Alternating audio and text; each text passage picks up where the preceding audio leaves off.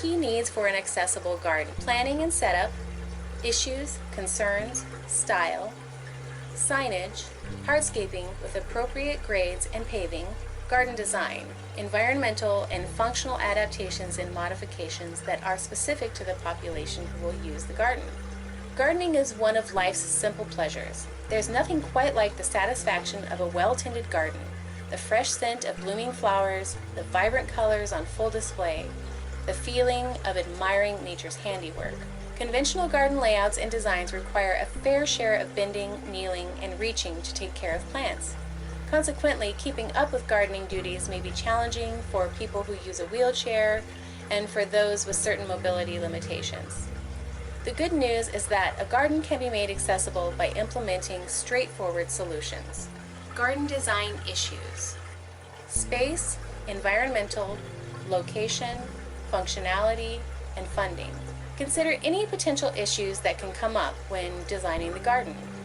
This includes determining the limitations of the project. You want enough space for the plant when it is full grown in size. Environmental. You want to make sure you have enough sunlight, the right soil type, and can satisfy the water needs of the plants. The location. Right plant in the right place. Functionality. Will this design work for the users? Funding. What is the budget? How will this project get paid for? Garden design concerns.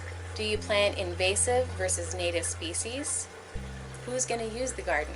Make sure the purpose of the garden matches the population that will use the garden. For example, you don't want a bunch of toys in a garden that would be made for older adults. You want to think about the age range, potential safety concerns, toxic versus edible plants, and allergens. You don't want there to be poisonous plants when there might be someone who might try to eat the plants. For example, a potato plant, the root is edible, but the foliage and the flowers are toxic. On a cucumber, the sprouts, stems, leaves, flowers, and fruit are all edible. On rhubarb, the stalk is edible, but the leaves and roots are toxic. Thinking about milkweed versus mullein, both are soft and velvety. Milkweed is toxic, but mullein is edible. Milkweed is a Portland native, but mullein is considered an invasive species in Portland. And then there's buttercup, it's invasive and toxic. Personal style and theme. Ideas for garden themes. You have a formal or an informal garden. You have children's gardens, an English country garden.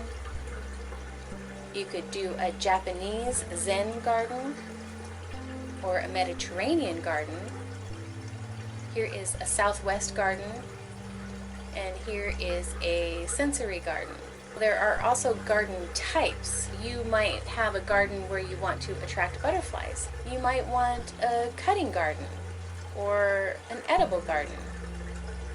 You might be planting an evening or a moon garden. You might want a native garden, or you might want to put in some rain gardens in your space. Do you want a tropical or a subtropical garden? Or you could have a wildlife garden. You want to think about your ideas, your hopes, your dreams, have a brainstorming session, do creative problem solving, think about the logistical factors, and then come up with a realistic form of your dream garden. We want to think about the environmental and the functional adaptations and modifications. Environmental modifications. Tips on garden design. Layout of paths, plants, containers, beds, and signage. Then there's functional modifications. Use of paths. How would someone use the plants? How would they use the containers or the beds? And then what equipment and tools would they use? Adapting the garden to position soil and plants safely and comfortably within reach. Container gardening, careful selection and placement of planters. Vertical gardening, hanging baskets, wall systems, and raised beds. You want to think about signage, especially if it's a public space. Here are some signs. In order to address the needs of a high number of visitors, Pulse Design was hired to provide a new approach to signage that would be accessible to all visitors regardless of learning and language barriers. Pulse Design developed interpretive signs that connected visitors to the gardens using their senses.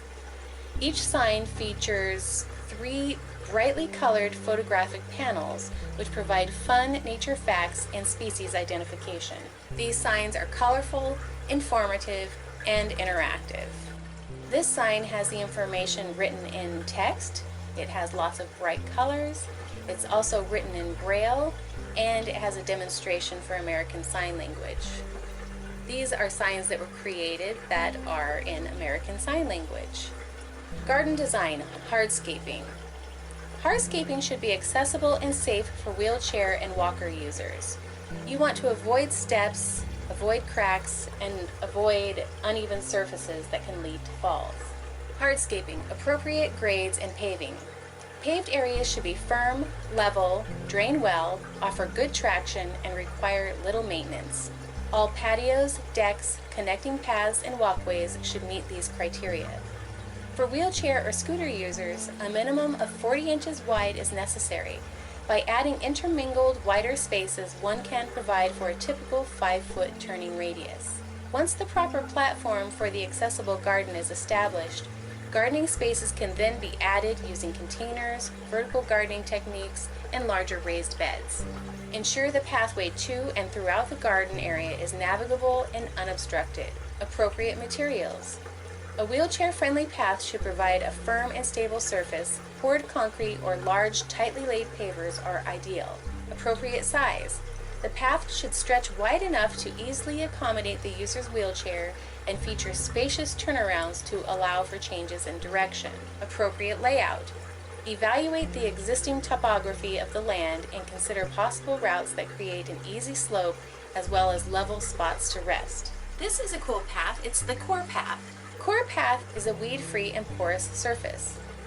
Core path is suitable for pedestrian and wheelchair traffic, cycling, wheelbarrow use, and creating garden pathways.